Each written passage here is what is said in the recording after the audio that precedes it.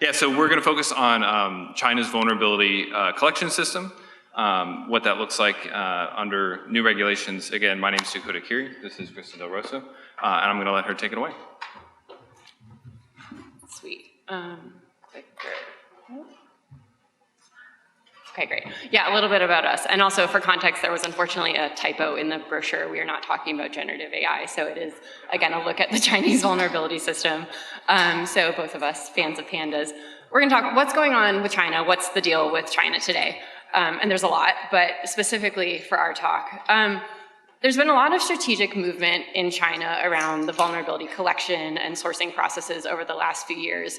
And as is, in line with Chinese activities, also, it's not just planning, but also highlighting ability to execute, with a 5-year, 10-year, their 100-year strategy. They're very good at making long-term goals, setting up the appropriate structure behind it, and then executing on it. And so where they've gotten to today in terms of legislation, the organizational developments, the branches and branches of this family tree to support their goals, the support structures there, and the requirements behind it is really impressive and honestly quite terrifying, to the point where it has really huge implications, not just for defenders, because I believe we're going to see a really large increase in exploits and 0 days that they are just hoarding now very efficiently, but it's also going to throw a wrench into potential supply chain security problems, how you're going to securely create products, like secure product development, because no matter what measures you had in place before to make sure that, you had like a secure supply chain, now you have this looming overarching legislation that kind of like supersedes all of that if you are operating in China. So if we go into this, China has essentially they've made the equivalent of a hot leads desk for offensive teams when it comes to vulnerability, weaponization, and exploit development. What that means is if you are a business operating in China, and operating is a very loose term, and either if you're a Chinese business or if you are an American overseas business with an arm there, you are now required by new legislation to report a proof of concept for a vulnerability in your product within 48 hours to the government. You cannot tell your customers about it until a patch is known or out and released, and you have to go to them essentially for approval on releasing this knowledge to your customers, which goes against kind of how we operate in terms of protecting, the people that we work with. And so this is a question, to the extent of how much they're going to enforce it, but at the moment, this is what it's looking like. So this new legislation, though, while it seems pretty scary, if you combine it with the past history of how they have falsified vulnerability data, they had sandbagged really valuable vulnerabilities, they are funneling the good vulnerabilities to their offensive teams, and it's been a lot harder for foreign researchers as well to access this information, like everything from, they've all of a sudden made their new website only available from 8 a.m. to 8 p.m. Beijing time, so we have to log in at 7 o'clock at night here to even try and get online. The data is slowly being sequestered away so that it's made a lot harder for us to actually know what's going on. And so it's all combining together to make this perfect storm where if we don't actually pay attention to the vulnerabilities that are now no longer being reported and are being hidden, we could get pretty hit drastically by this. And so what I want to do is I'm going to rewind and set the stage a few years before the new legislation that went into effect that Dakota will then kind of take away, because they still use some of the older systems, but they're tapering off, but it's important to understand how they've structured it, because the old systems in themselves, in their own right, they were actually really effective. And so if you see what they've done next, it's, very impressive. So I've seen this slide. CVE does not equal CNVD, does not equal CNNVD. People have heard me rant about this. They've heard these acronyms. I'm sorry for all the C's and N's and V's that you're going to hear today.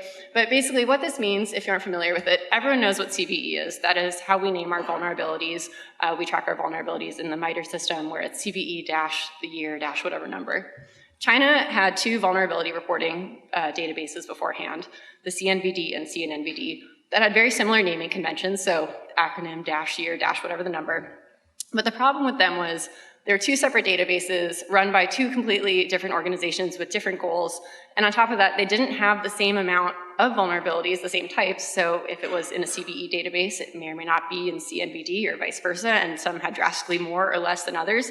And it was very hard for researchers to cross-reference and understand what was going on inside of them. So if you look at the breakdown of how the 2 old Chinese databases were set up, On the right, you have CNVD. So this is the China National Vulnerability Database.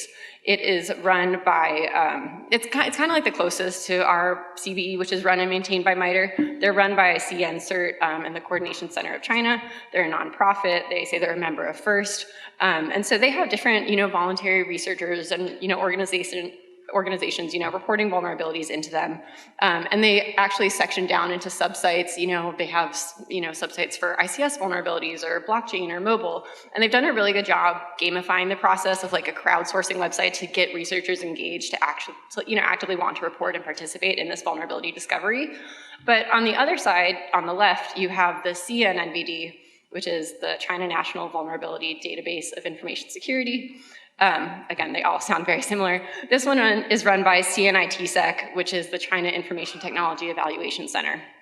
But the thing about CNITSEC, they are run by the MSS, which is the Ministry of State Security, and that's a foreign intelligence agency. So that would be as if the CIA was running our vulnerability database, which they're not. And so you can see maybe what this is doing in China.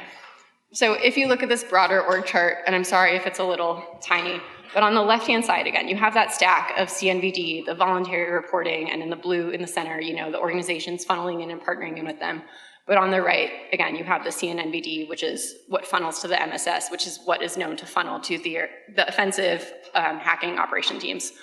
Those are supported at the bottom by organizations and individuals that actually have to apply to become a partner to this program, and they're held to really strict criteria. So if you want to become a technical support unit for the CNNVD, there's 3 different tiers, and you're essentially ranked on like your responsibility, the technical capabilities, like how good your team is. Are you going to submit new vulnerabilities? You're going to get ranked on the criticality of your vulnerabilities. You're held to a standard of, are you going to submit X number of vulnerabilities per year to CNITSEC, to MSS, which is known and proven to go on to Chinese APT groups. So they have done an excellent job, like crowdsourcing, but not just like willy-nilly, but like we want the best of the best working for us to funnel these vulnerabilities in. And so if you're looking at their statistics and like what they have now, based on the requirements of these people who have been known and publicized to work with the CNNVD, they have right now 1,190 researchers at a minimum dedicated to software vulnerability discovery. And of those researchers, they provide almost 2,000 vulnerabilities at a minimum every year, of which 141 are critical severity. And that goes straight to the MSS. And just for context on how well they're scaling and growing this, in 2015 or 2016, they only had 16 different companies working with them, but in 2023, they're at 151 different companies. So they've done an excellent job just, taking this knowledge, and, it's crazy because if you go back and look at the history, when they really drove in, in 2016, 17, the decision to say, we want to own this vulnerability process, they stopped letting vulnerability researchers leave the country. They started hosting their own programs at home to curate and grow exploit dev talent at home.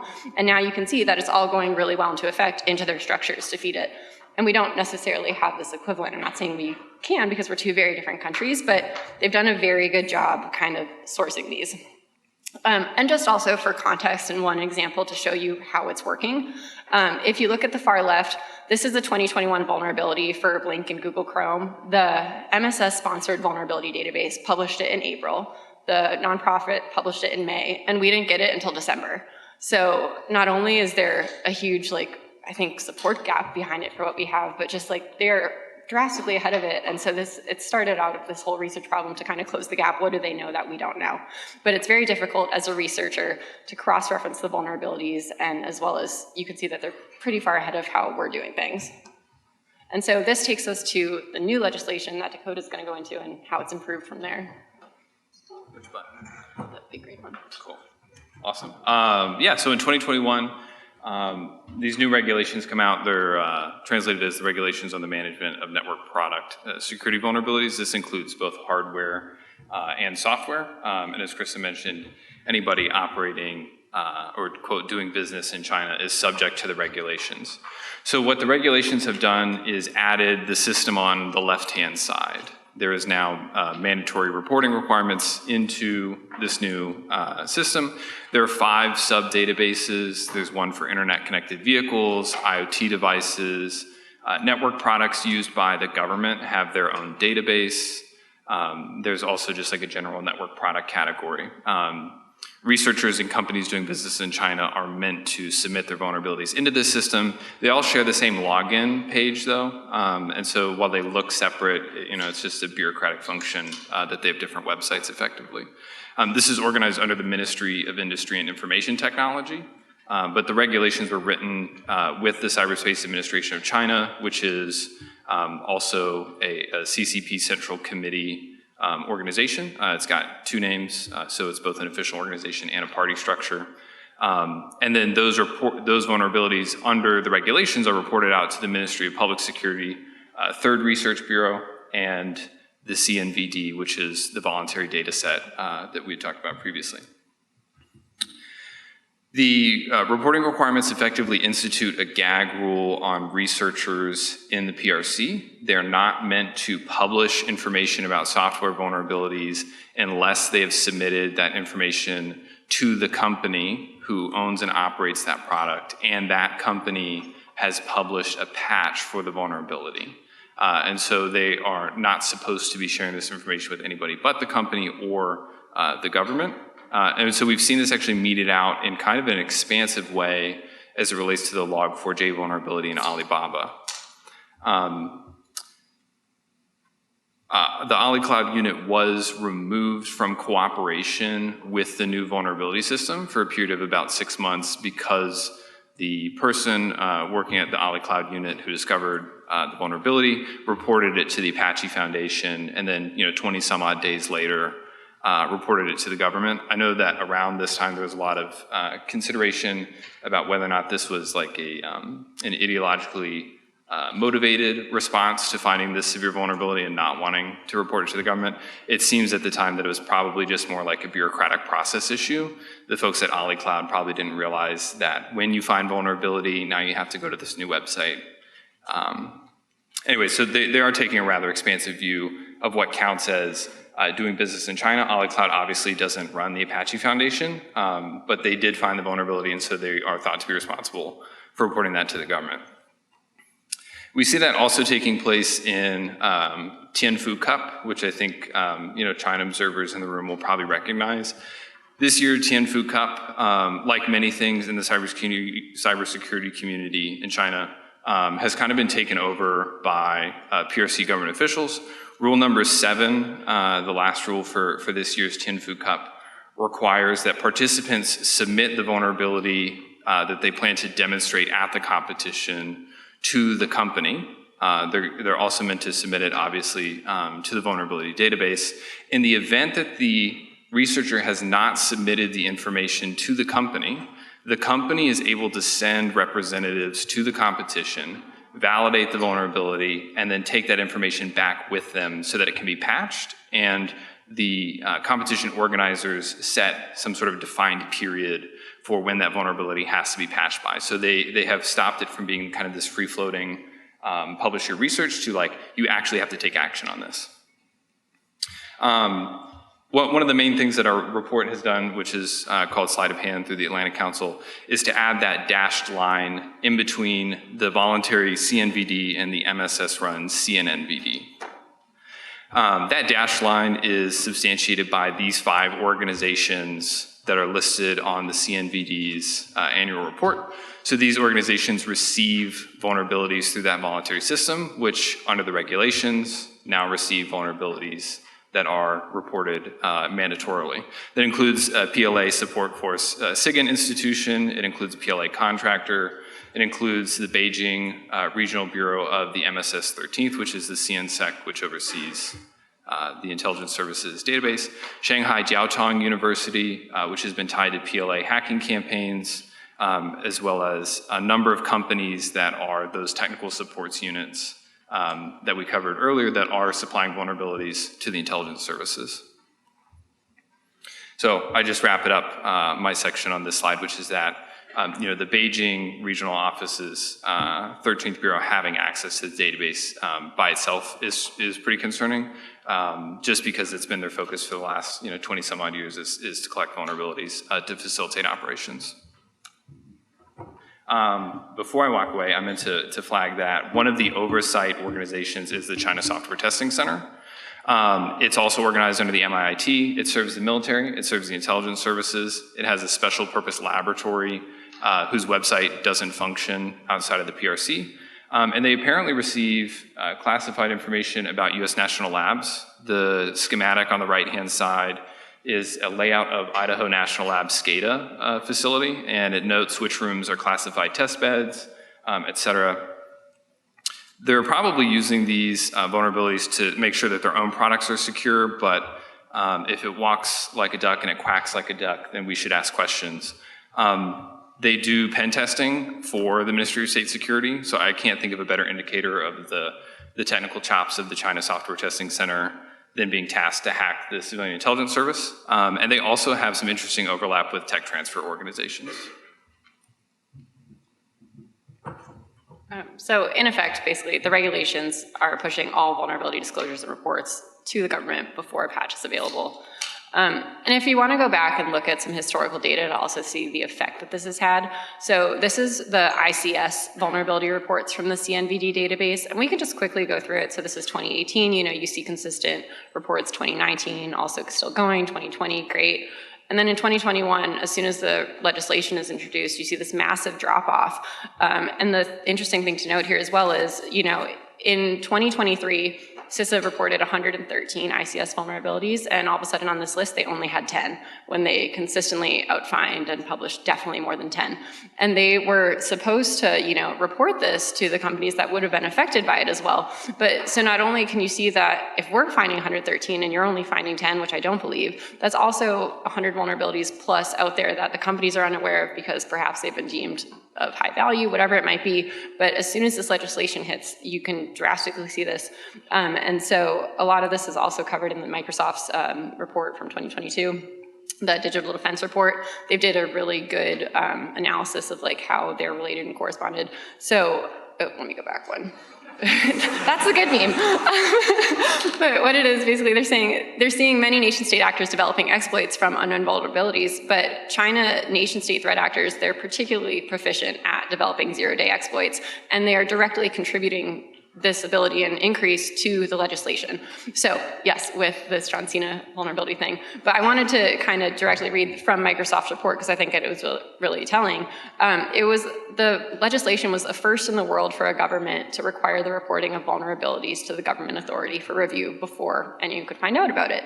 And so it's enabling elements in the Chinese government to stockpile reported vulnerabilities towards weaponizing them. And the increased use of 0 days over the last year from China-based actors likely reflects the first full year of China's vulnerability disclosure requirements for the Chinese security community, and a major step in the use of 0-day exploits as a state priority. So I think, a few people are starting to understand the severity of this, but as defenders, as researchers, I'm really interested to see what this 2023 report from Microsoft looks like, because we saw what it looked like last year and it can only, I think, get worse. And so I'll let Dakota kind of cover what the reporting looks like when people are asked to submit these vulnerabilities. Okay, so let's check out what the websites look like. We got access through sources and methods, and this is the website that collects information on vulnerabilities for government products, if I'm reading it at a distance correctly. You can see here they're asking if the vulnerability being submitted already has a CVE designation, if it's original to the person submitting the vulnerability report, the last name, the contact information, and then you can pick the database from the drop-down if you want to apply it to one of those 5 subsidiary databases that we talked about at the beginning. But they also ask for additional technical information. They want a summary of a proof of concept and the original method of discovery for the vulnerability. If there's public information about the vulnerability, please provide the URLs, any associated URLs with those vulnerabilities. You can also see on that right-hand side in Roman characters, POC. That's where you can drop your proof of concept for the vulnerability if you've got one, if you're feeling magnanimous and want to help out the government.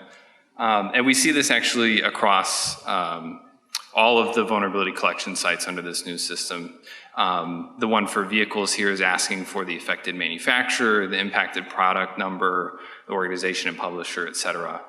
So basically, the form looks a little different, but asking for the same information across those databases. Again here, is it original? This is like the main intake form. It's agnostic to the 5 databases beneath it. You can select those from the drop down. It's asking, is this vulnerability public? Does anyone else know about it? Elsewhere on this page, we get even more specific, is like, are there defensive measures that can be taken before this vulnerability is patched? If so, what are those? Can you please enumerate them? Are there any associated CVE, CNBD, or CNNBD names for that vulnerability? And then you can self-evaluate the CVSS of the bug that you're reporting. And so that it both has a drop-down for criticality and then has a score associated with that. And then at the bottom, again, we translated it into English, so I'll give you all a second to look at that. But they are effectively asking for a very detailed explanation of how to trigger the vulnerability. You can upload code if you've got a proof of concept for it, et cetera. And so it's not just a, hey, we found this and we're going to look into it and make sure it gets taken care of. It's like how did you get it to do the thing that it did? Please provide as much detail as possible. And if you want to help us with proof of concept, feel free to do so. By the way, we have your last name and your phone number, so we're going to call. But one of the fun things we got access to is in that dropdown, you can pick out the company and the product that has the vulnerability. And so this is the metadata from that pop-up page. Unfortunately, I couldn't scrape the website for the information. It's not built to facilitate that, obviously. So this pop-up comes up when you're selecting the company and the product. You can see 10 company names listed there. If you look in that bottom left-hand corner, it lists that there are 3,000 some odd companies that have vulnerabilities in the database. And then each of those companies has products associated with it. And once you click through, you can kind of pick down the product that you want to contribute for. The count may be slightly overinflated, as Microsoft has like 4 or 5 different entries. People have typed the name differently. And so as you're submitting the vulnerability, it tries to autofill.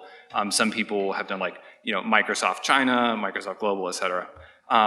Unfortunately, the account that we had access to does not have viewing privileges for the details of these vulnerabilities. So if you're thinking of walking up and asking me, hey, what does my company have in the system? I can't tell you. I'm really sorry about that.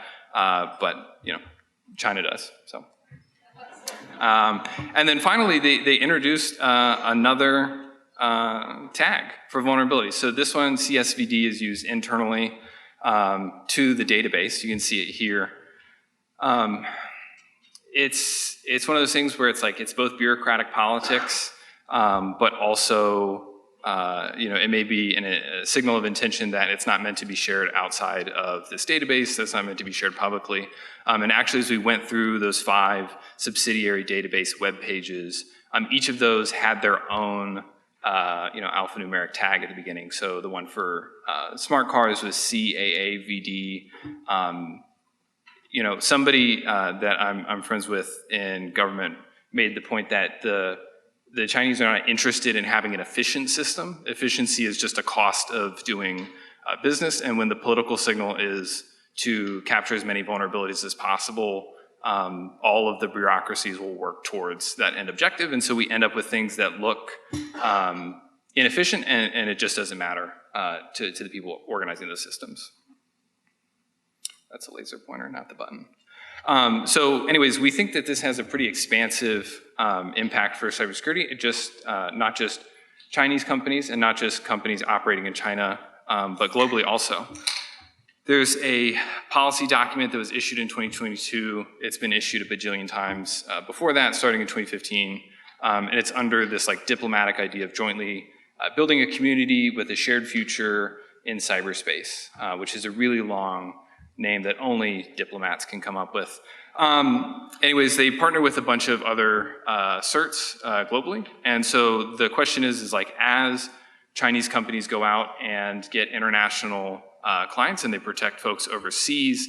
You know, the vulnerabilities that they observe on those systems are going to be making their way back into the PRC. But the database also has a method for voluntarily reporting incidents. And so there is an aspect of expanding China's visibility into global cyber events, even if they don't have access to, say, telemetry in the countries that they're trying to collect in. I reached out to CNCERT if they would give me a list of their partner countries, and I was politely redirected back to the main website, and they said they're not going to answer that question. And so where this leads us today as well, you know, we spoke a few months ago with Andy Greenberg from Wired, so if you feel like reading the full article, you can find it there. But we found out that, you know, there were a list of companies, there's a WeChat document that basically listed members of a vulnerability sharing program that had passed examination, and it was focused on ICS companies, and it included 6 non-Chinese company names. And so it was Beckhoff, D-Link, KUKA, Phoenix Contact, Omron, and Schneider Electric. A lot of these are big names.